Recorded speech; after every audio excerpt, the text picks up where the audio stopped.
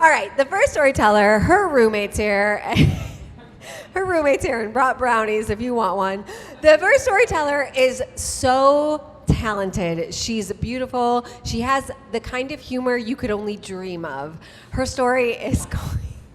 You laughed at that, right? Do you see? Her story is going to blow you away. You're going to have so many questions for her afterwards. Please give it up for Emma Ballish.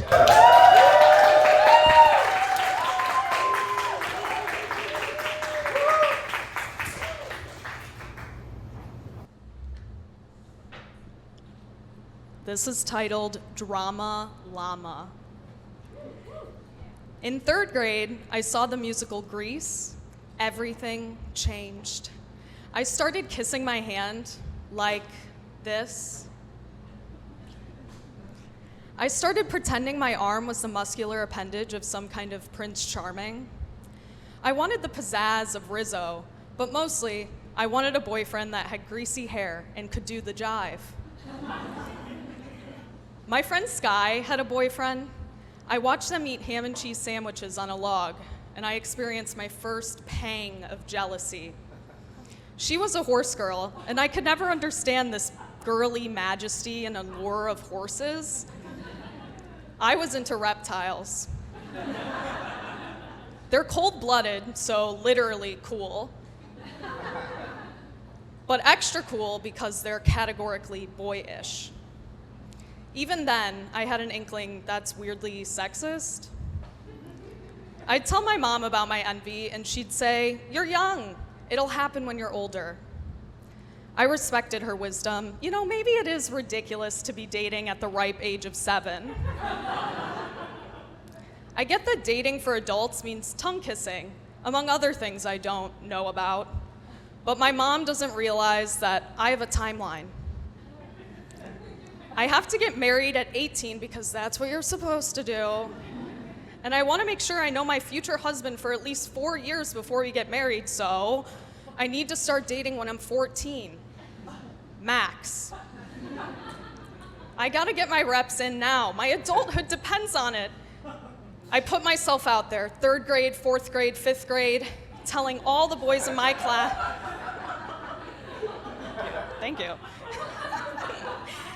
I put myself out there, 3rd grade, 4th grade, 5th grade, telling all the boys in my class about my really awesome quirks. I got bit by a garden snake and I didn't cry.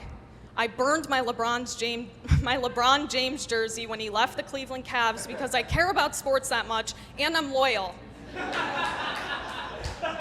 Isn't that what you want in a girlfriend? And I totally love Pokemon. Catch 'em all, I'd say. But I wasn't catching any. And I quickly internalized that. My elementary love story is dead, but luckily there are new horizons. Middle school dating? That's gonna be next level. On the first day of middle school, I'm living in a movie. Cut to the slow-mo shot of the jocks in full garb, showing off their new jerseys, like puffing their chest, punching each other in the arm. I pop my lips to look a little sexy, and I try not to stare. I know some of the jocks from church school, but I see someone completely unfamiliar to me and completely beautiful. Number 24, a redhead with dreamy Bieber hair. New horizons, just like I imagined. A cheerleader enters the frame, of course. She shares a side hug and a prolonged handhold with number 24. I experience hope and grief in the same second. But hope reemerges when I see a flyer for the Halloween dance. My chance. I always dress as something funny for Halloween, like a lunch lady or Larry the Cucumber or Danny Zuko from Grease. But I'm too old and definitely too cool for dressing up. I'm trying to fall in love here, guys. So I need to dress like a princess or number 24's girlfriend. But when my mom presents me with a cutout cardboard box with blue cellophane covering the opening, glowing faintly from the light of a cheap stick-on utility bulb, it's decided. I secede my hopes of glitter and looking like a Hayden Panettiere Cinderella for this night. I dress as a fish tank. I hope the cumbersome costume doesn't impede my sick groove, but this is silly and different. Like, this costume could garner some positive attention, right? When I waddle into the dance, hormones bubbling in a cauldron, I apply for the costume contest and check out the cold pizza at the snack bar as a formality, as a warm-up. Entering the precipice of the gym, my eyes scan sweaty bodies. Cat costumes, Hannah Montana's, number 24. He's wearing the same jersey. I knew I should have dressed as a cheerleader. I spot him, and he moves this way, towards me, up to me. Your costume is so cool.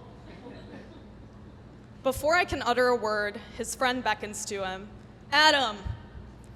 He casually glides away, shaking tropical Skittles into his hand. Adam. Adam. I had my husband's name, and I already have a list of baby names. I think I'm in love, but one thing at a time, I tell myself I need a next step.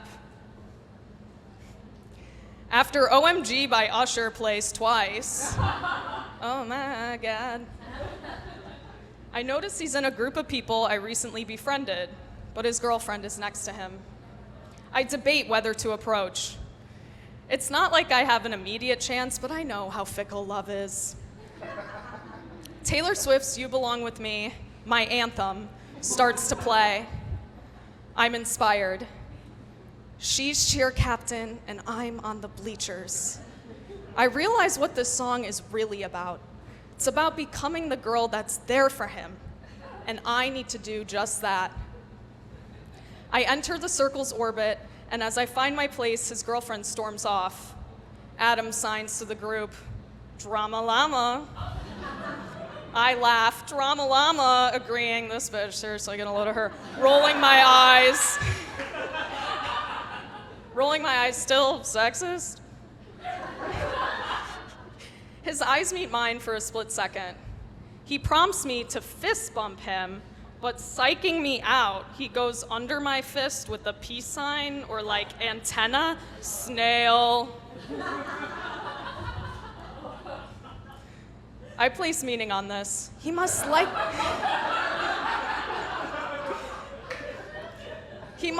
me, his hand touched mine. And I'm no sociologist, but he and his girlfriend must be donezo at the pace in which she stormed off. I can't sleep at night knowing he's single and he likes my fish tank costume. I kiss my hand, pretending it's Adam. We don't have classes together, but our shared glances and brief interactions over the year fuel me.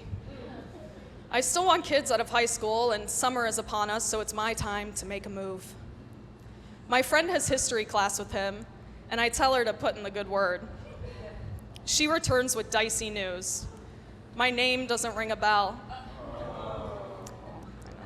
But I learned she described me as having black curly hair when my hair is clearly dark brown.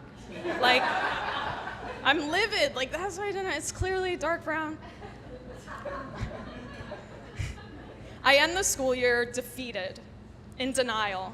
Did Drama Llama not mean anything to him? No, it had to have meant something.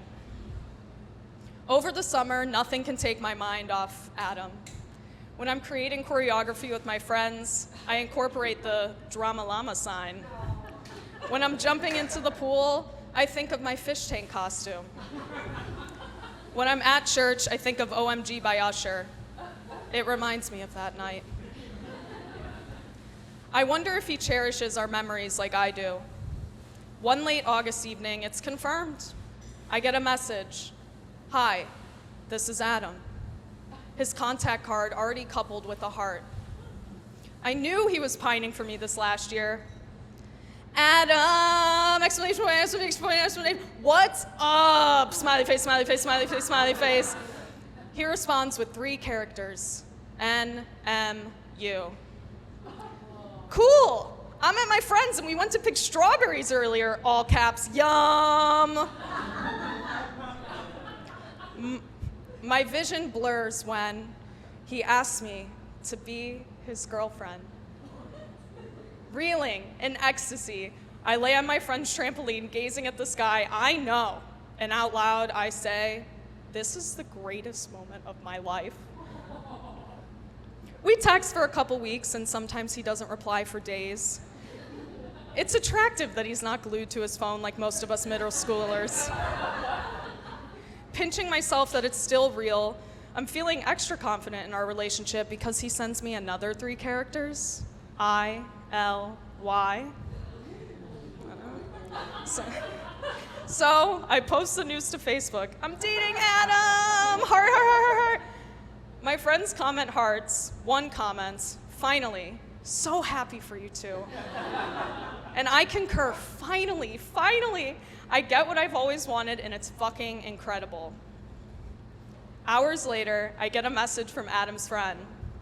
Adam said he was dating you, but IDK if it's true. Yeah, we've been together for a couple weeks. I have the text. There has to be a reason why he's asking. I did just post about it. Was Adam not ready to go public? His friend responds, that was his sister.